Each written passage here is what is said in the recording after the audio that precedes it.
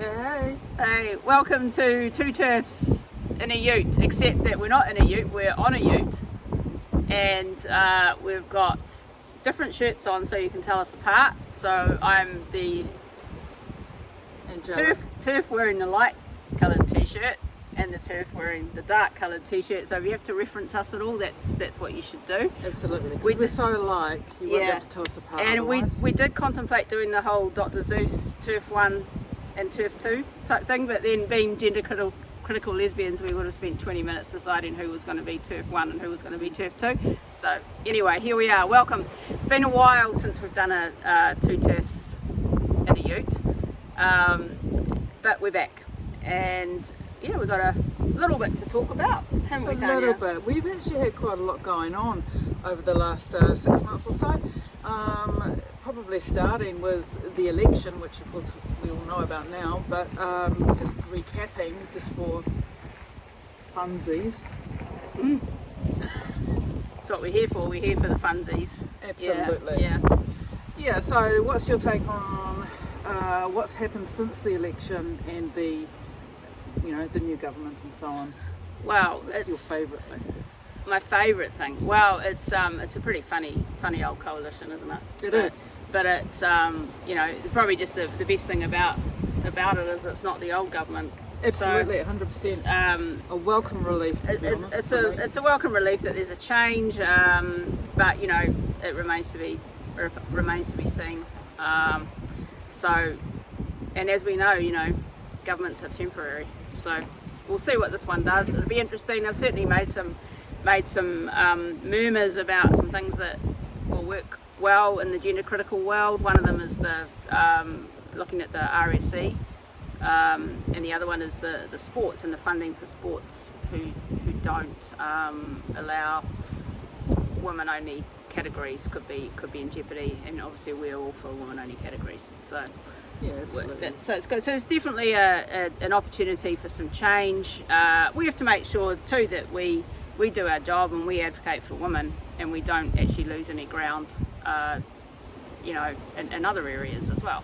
So yeah, and I'm really concerned about going too far the other way. Exactly. I really, in terms of the RSE anyway, I'm really keen on keeping the main facts around sex education, around relationships and things like that. That is really, really crucial for children, for adolescents and so on.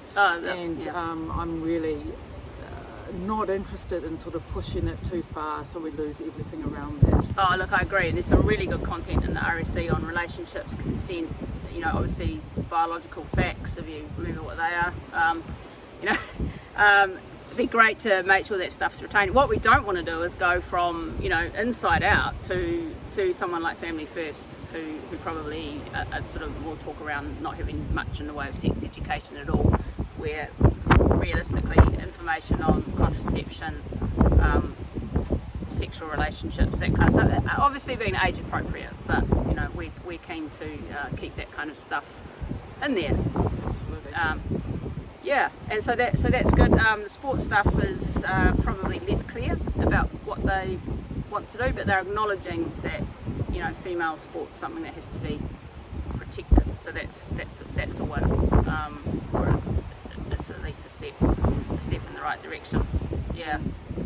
And I personally sort of feel that there should be more emphasis put on the fact that LGB is different from the rest of the alphabet. Yeah. They have been lumping us together for quite some time now, and there's a reason for that. Is to sort of encourage acceptance of gender identity ideology.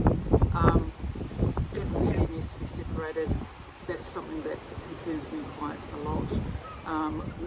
LGB spent a lot of years getting their rights and sorting out their realm, and to sort of have it overtaken by GI is disturbing.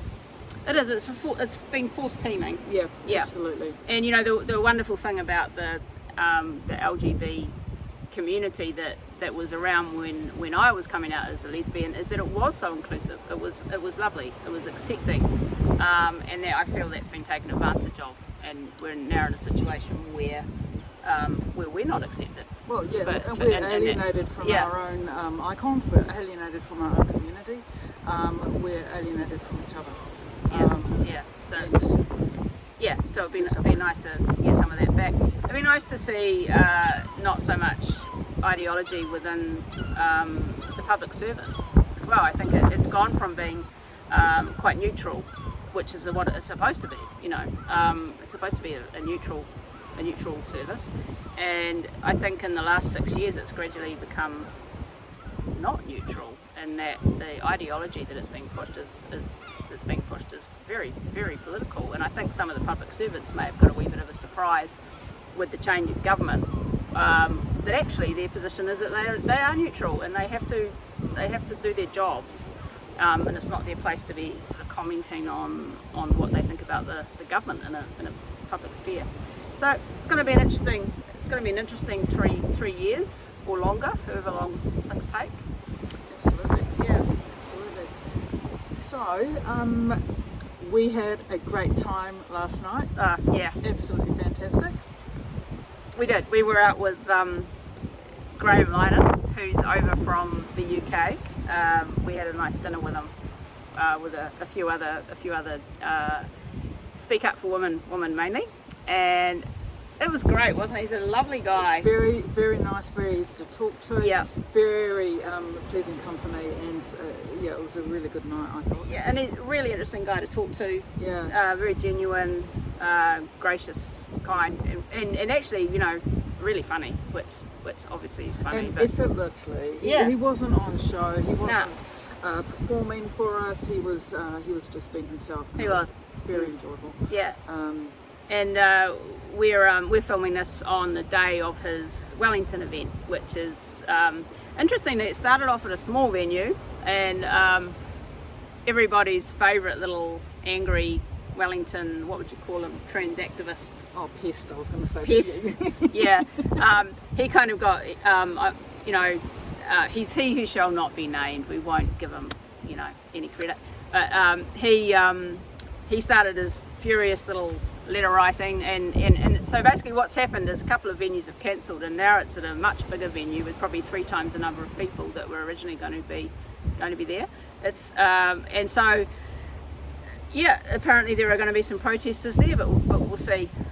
There's and according to the Auckland crowd who saw Graham on Tuesday night, it was a great event, and we've got a lot to look forward to, and also based on our dinner last night, I'd say we're in for a bit of a treat. Absolutely. And Yeah. I have full faith in the Free Speech Union to sort of keep things in line, and no issues for listening to Graham at all. No, absolutely. Free Speech Union done a great job getting them out here, and getting them around the country and getting them amongst it, really, which is really, really nice. And I hope Graham's having a good time. I'm sure he is. Yeah. And the reason we're in the back of a ute is because we're by the beach, and we just thought it would be nice to sit here and listen to the waves, and you guys can probably see the beach through the windscreen. Yeah. But if you close your eyes, you might be able to smell it as well. Can you? No? That's beautiful. It just came to me now. It's not in the script, so sorry about that. Oh, that's all right. Yeah. So what else? We've got a couple of things.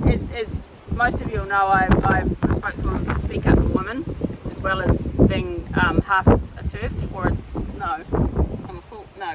As well as being a TERF, and we've been in contact recently with the Law Commission, who are doing a consultation on the Human Rights Act and how it relates to transgender and non-binary people, and they're really interested in talking to women as well, which is a bit of a shift too. It's really nice to be involved. They've got a report coming out probably mid to late June, and there'll be a consultation period. So if you're interested in contributing to that and you want to be kept in the loop, you can go to the Law Commission website, or you can contact us either through Speak Up for Women or through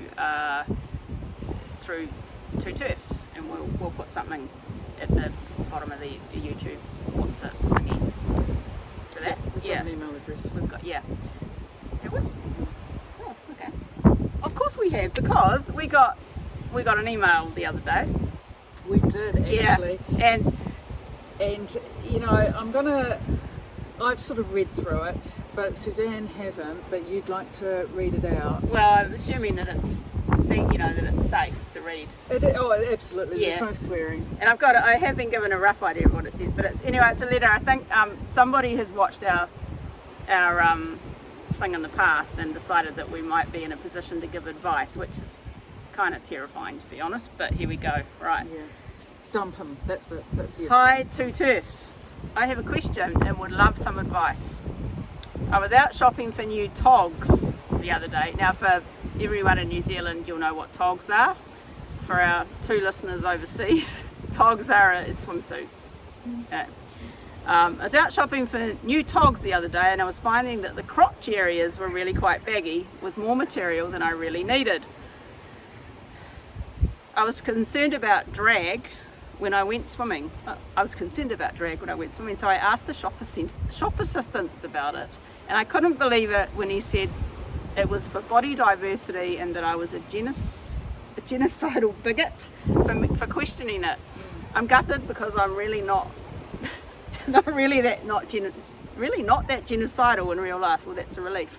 Meanwhile, what do I do to fill out the family size zoning that's going on in my crotch when I go swimming? Yours, concerned bigot. Well, I mean, I was quite disturbed by this. I mean, yeah, what we could do with that family size zoning. I know, well, there's a housing crisis on. Absolutely. Yeah, absolutely. So, but what do you do? What do you fill it with? That's the question. What happens if you turn them around? So, dear, so this is for you, concerned bigot. Yeah. You know who you are. Yeah. I don't know if you'd want to turn them around, because then your boobs will be out. I was imagining a 2-piece. Oh, I see. Yeah. Yeah. So I'm 54. It's long past the 2-piece stage. I don't go there anymore. I'm only 53, so clearly I've got that to look forward Absolutely. to. Yeah. Absolutely. So, okay, so what can you do with the extra space? Well, you could have it, surgical modification is all the rage. So you could go down that path. I think that's the most reasonable thing to do, is to actually have some sort of grafting going on so you can fill out the togs. I think. I was meaning surgical modification of the togs. I was thinking you'd take them to a clothing alteration place. Yeah, and you'd say, can you just, That is a bit bigoted though, isn't it? I mean, really, why should we change the clothing? When we can change the person. Yeah. Okay, so you think maybe a full on. Yeah. Yeah. Okay. I think that's the most reasonable. Could we go with socks? I was thinking that, maybe filling the sock out with a bit of, toilet paper roll or something. Yeah, you could do that. Yeah. Yeah, I mean, I think. A bit soggy with the swimming. But... Concern bigot, it's good that you've raised this, and it's obviously something that women everywhere will be suffering with. Yeah. Any woman who isn't lucky enough to have a penis, obviously, so. Yeah. And there are still quite a few of them. There are a few. Luckily, it is decreasing, and a bit more advertising around that really great mouthfeel would be good, I think. Yeah, and I think they're obviously the early adopters, but it's that last bit that's always the hardest. Anyway. Anyway, this has given us the idea that, seeing we got a letter from a concerned bigot, that there's probably other concerned genocidal bigots out there who could possibly contact us and ask for advice, because as you can see, we're just absolutely gifted in the area of advice. Absolutely. Yeah. It's all very practical, and it makes sense. Sense. And everything we say, it's all nonsense, obviously, but it's from the heart, and it's authentic TERF. Absolutely. Isn't it? Yeah. Absolutely. Authentically two TERFs. Authentically. Authentic you. an authentic you. Now, we also have to make a wee bit of apology. In a previous episode, we may have mentioned other types of cars.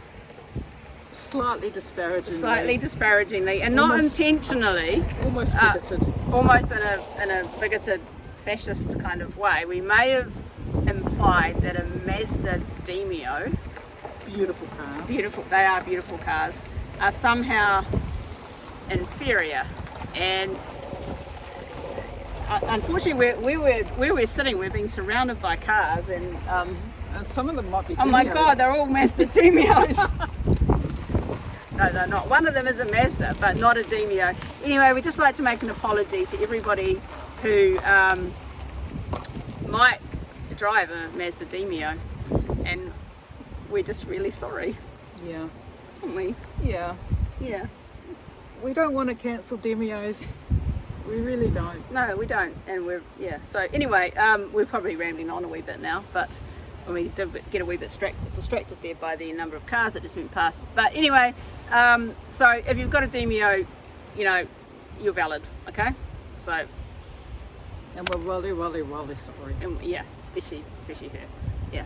So anyway, if you can think of anything, if you want to ask us anything, send it in. We'll put an email address at the bottom of the video so that you can, write to us. Obviously only serious requests. Yeah. And anyway, Concerned Bigot, good luck filling that bulge. Absolutely. Yeah. And try and decrease that bigotry and Yeah. genocidalness. Basically do better. Yeah. Yeah, all of you. And until next time, we'll see you later. See ya.